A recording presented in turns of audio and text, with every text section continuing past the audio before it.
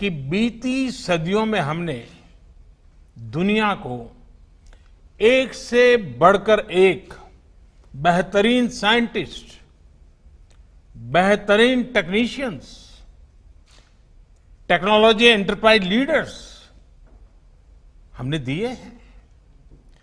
लेकिन ये 21वीं सदी है और तेजी से बदलती हुई दुनिया में भारत को अपनी वही प्रभावी भूमिका और उसको निभाने के लिए और अधिक तेजी से हमें खुद को भी बदलना होगा। और इसी सोच के साथ अब देश में इनोवेशन के लिए, रिसर्च के लिए, डिजाइन के लिए, डेवलपमेंट के लिए, एंटरप्राइज के लिए जरूरी इकोसिस्टम तेजी से तैयार किया जा रहा है। अब बहुत ज्यादा जोर दिया जा रहा है क्वालिटी ऑफ एजुकेशन पर। 21वीं सदी की टेक्नोलॉजी को साथ लेकर 21वीं सदी की जरूरतों को पूरा करने वाली एजुकेशन सिस्टम भी उतनी ही जरूरी है। प्रधानमंत्री ई विद्या कार्यक्रम हो या फिर अटल इनोवेशन मिशन, देश में साइंटिफिक टेम्परामेंट बढ़ाने के लिए अनेक क्षेत्रों में स्कॉलरशिप का विस्तार हो या स्पोर्ट्स की दुनिया से जुड़े टैलेंट को मॉडर्न फैसिलिटीज और आर्थिक मदद, रिसर्च को बढ़ावा देने वाली योजनाएं हो या फिर भारत में world class 20 institutes of eminence के निर्माण का मिशन, ऑनलाइन एजुकेशन के लिए नए संसाधनों का निर्माण हो या फिर स्मार्ट इंडिया हैकाथॉन जैसे अभियान, प्रयास यही है कि भारत की एजुकेशन और आधुनिक बने, मॉडर्न बने, यहां के टैलेंट को भरपूर अवसर मिले। साथियों, इस कड़ी में कुछ दिन पहले देश की नई एजुकेशन पॉलिसी का ऐलान किया गया है।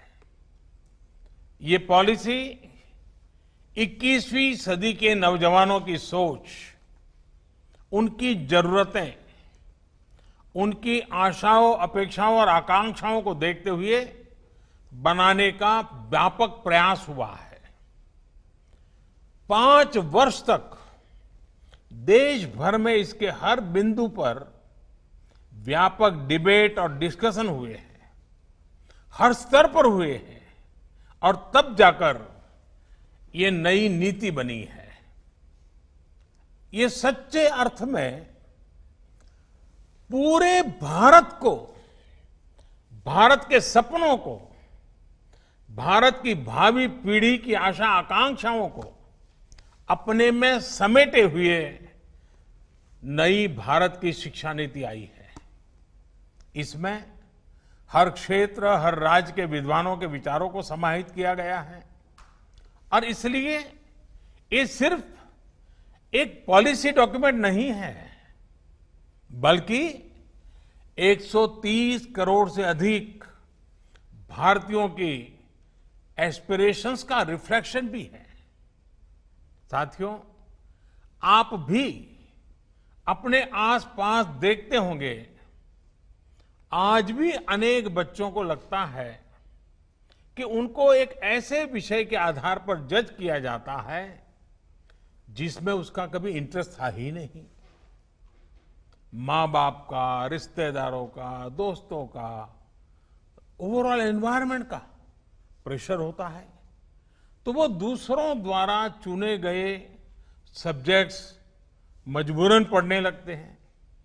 इस अप्रोच ने देश को एक बहुत बड़ी आबादी ऐसी दी जो पढ़ी लिखी तो है, लेकिन जो उसने पढ़ा है उसमें से अधिकांश उसके काम नहीं आता है। डिग्रियों के अंबार के बाद भी वो अपने आप में एक अधूरापन महसूस करता है। उसके भीतर जो आत्मविश्वास पैदा होना चाहिए, जो कॉन्फिडेंस आना चाहिए, उसकी कमी वो महसूस करता है। इसका प्रभाव उसकी पूरी लाइफ की जर्नी पर पड़ता है। साथियों, नई एजुकेशन पॉलिसी के माध्यम से इसी अप्रोच को बदलने का प्रयास किया जा रहा है। पहले की कमियों को दूर किया जा रहा है। भारत की शिक्षा व्यवस्था में अब एक सिस्टमेटिक रिफॉर्म, शिक्षा का इंटेंट और कंटेंट दोनों को ट्रांसफॉर्म करने का प्रयास है। Friends, the 21st century is the era of knowledge.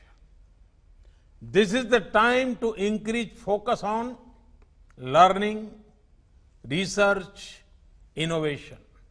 And this is exactly what India's National Education Policy 2020 does.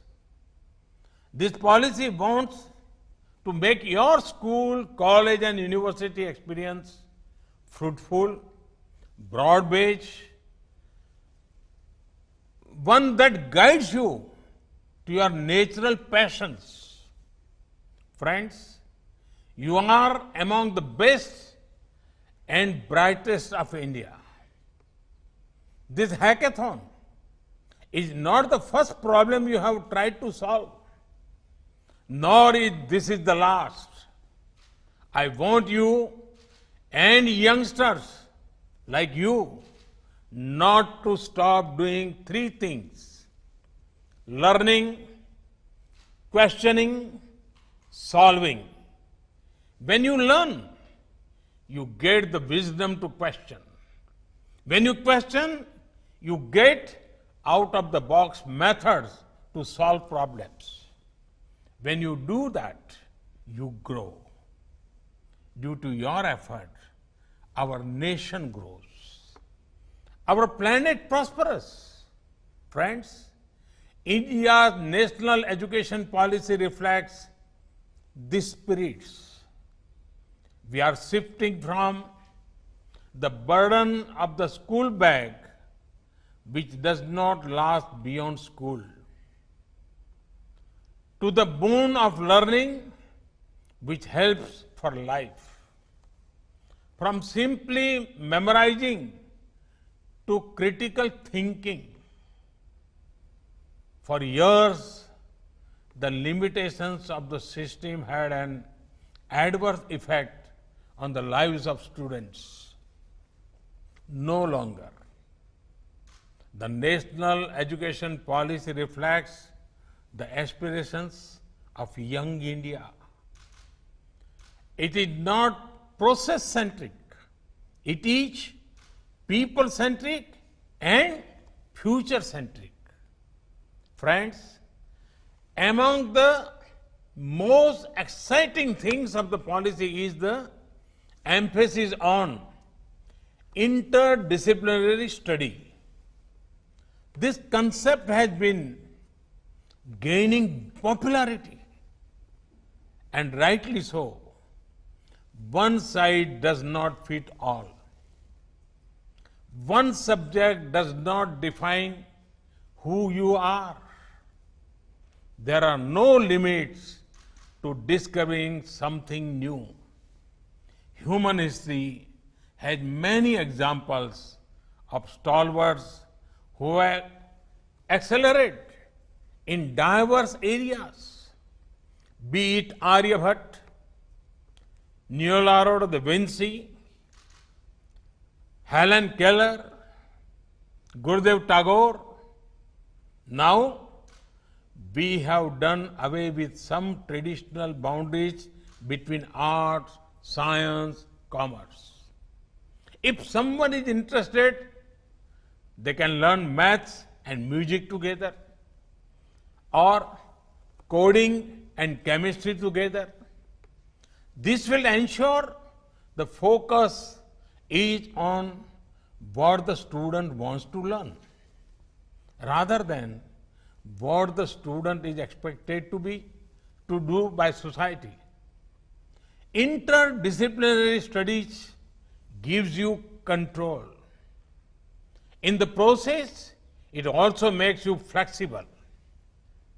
In the national education policy, flexibility has been given great importance. There are provisions for multiple entry and exits. No one-way streets for students. एक सांकड़ी गली नहीं होगी अब. The undergraduate experience can either be a 3 or 4 year journey. Student will enjoy the advantage of an academic bank of credit, which will store all the academic credits acquired. This can be transferred and counted in the final degree. Such flexibility was long needed in our education system. I am happy the national education policy has addressed these aspects. Friends, national education policy is big on access to education.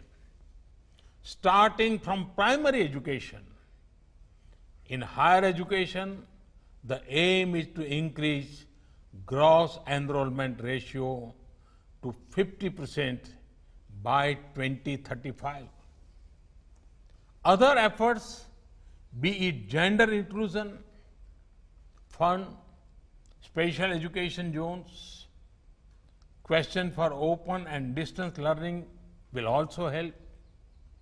साथियों, हमारे संविधान के मुख्य शिल्पी, हमारे देश के महान शिक्षाविद डॉक्टर बाबा साहब आम्बेडकर कहते थे कि शिक्षा ऐसी होनी चाहिए जो सभी की पहुंच में हो, सभी के लिए सुलभ हो.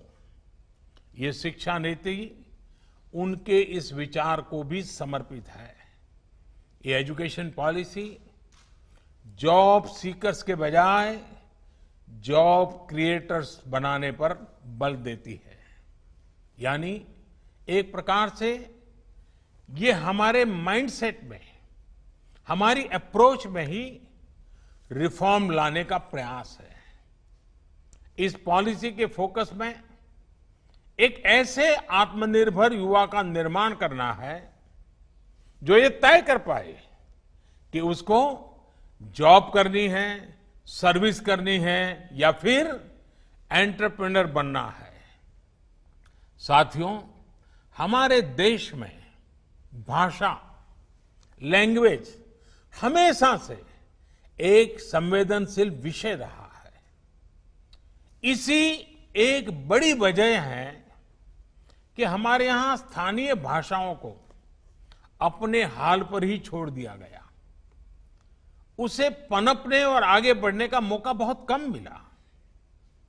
अब एजुकेशन पॉलिसी में जो बदलाव लाए गए हैं, उससे भारत की भाषाएं आगे बढ़ेगी, उनका और विकास होगा. ये भारत के ज्ञान को तो बढ़ाएगी ही, भारत की एकता को भी बढ़ाएगी. हमारी भारतीय भाषाओं में कितनी ही समृद्ध रचनाएं हैं, सदियों का ज्ञान है, अनुभव है. इन सब का अब और विस्तार होगा. इससे विश्व का भी भारत की समृद्ध भाषाओं से परिचय होगा. और एक बहुत बड़ा लाभ ये होगा कि विद्यार्थियों को अपनी शुरुआती वर्षों में अपनी ही भाषा में सीखने का अवसर मिलेगा. इससे उनका टैलेंट और पुष्पवित पल्लवित होने के लिए मैं समझता हूं बहुत अवसर होगा. वो सहज होकर बिना दबाव के नई नई चीजें सीखने के लिए प्रेरित होगा. वो शिक्षा से जुड़ पाएगा. वैसे भी आज जीडीपी के आधार पर विश्व के टॉप 20 देशों की लिस्ट देखें तो ज्यादातर देश अपनी गृह भाषा, मातृभाषा में ही शिक्षा देते हैं. ये देश अपने देश में युवाओं की सोच और समझ को अपनी भाषा में विकसित करते हैं और दुनिया के साथ संवाद के लिए दूसरी भाषाओं पर भी उतना ही बल देते हैं। यही नीति और रणनीति 21वीं सदी के भारत के लिए भी बहुत उपयोगी होने वाली है। भारत के पास तो भाषाओं का अद्भुत खजाना है, जिनको सीखने के लिए एक जीवन भी कम पड़ जाता है और आज दुनिया भी उसके लिए लालायित है। साथियों, नई शिक्षा नीति की एक और खास बात है, इसमें लोकल पर जितना फोकस है उतना ही उसको ग्लोबल के साथ इंटीग्रेट करने पर भी बल दिया गया है। एक और, जहां स्थानीय लोक कलाओं और विद्याओं, शास्त्रीय कला और ज्ञान को स्वाभाविक स्थान देने की बात है, तो वहीं टॉप ग्लोबल इंस्टीट्यूशंस को भारत में कैंपस खोलने का भी आमंत्रण है। इससे हमारे युवाओं का भारत में ही वर्ल्ड क्लास एक्सपोजर और अपॉर्चुनिटी भी मिलेगी और ग्लोबल कंपटीशन के लिए ज्यादा तैयारी भी हो सकेगी। इससे भारत में विश्व स्तरीय संस्थान के निर्माण में, भारत को ग्लोबल एजुकेशन का हब बनाने में भी बहुत सहायता मिलेगी। साथियों, देश की युवा शक्ति पर मुझे हमेशा ही बहुत भरोसा रहा है। ये भरोसा क्यों है, ये देश के युवाओं ने बार बार साबित किया है। हाल ही में कोरोना से बचाव के लिए फेस शील्ड्स की डिमांड एकदम बढ़ गई थी। इस डिमांड को 3D प्रिंटिंग टेक्नोलॉजी के साथ पूरा करने के लिए बड़े पैमाने पर देश के युवा आगे आए। पीपीईज और मेडिकल डिवाइस के लिए जिस प्रकार देश के युवा इनोवेटर्स, युवा एंटरप्रेन्योर्स सामने आए हैं, उसकी चर्चा आज चारों तरफ है। आरोग्य सेतु ऐप के रूप में युवा डेवलपर्स ने कोविड की ट्रैकिंग के लिए एक बेहतरीन मीडियम देश को बहुत कम समय में तैयार करके दिया है। साथियों, आप सभी युवा आत्मनिर्भरता के लिए भारत की एस्पिरेशंस की ऊर्जा है। देश के गरीब को एक बेटर लाइफ देने के लिए, ईज ऑफ लिविंग के हमारे लक्ष्य को हासिल करने में आप सभी युवाओं की भूमिका बहुत अहम है। मेरा हमेशा से ये मानना रहा है कि देश के सामने आने वाली ऐसी कोई चुनौती नहीं है जिससे हमारा युवा टक्कर न ले सके, उसका समाधान न ढूंढ सके। हर जरूरत के समय जब भी देश ने अपने युवा इनोवेटर्स की तरफ देखा है, हमारे युवाओं ने कभी भी किसी को निराश नहीं किया है। स्मार्ट इंडिया हैकाथॉन के माध्यम से भी बीते सालों में अद्भुत इनोवेशंस देश को मिले हैं। मुझे पूरा विश्वास है कि इस हैकाथॉन के बाद भी आप सभी युवा साथी देश की जरूरतों को समझते हुए देश को आत्मनिर्भर बनाने के लिए नए नए सॉल्यूशंस पर काम करते रहेंगे। एक बार फिर आप सभी को बहुत बहुत शुभकामनाएं देता हूं। बहुत बहुत धन्यवाद।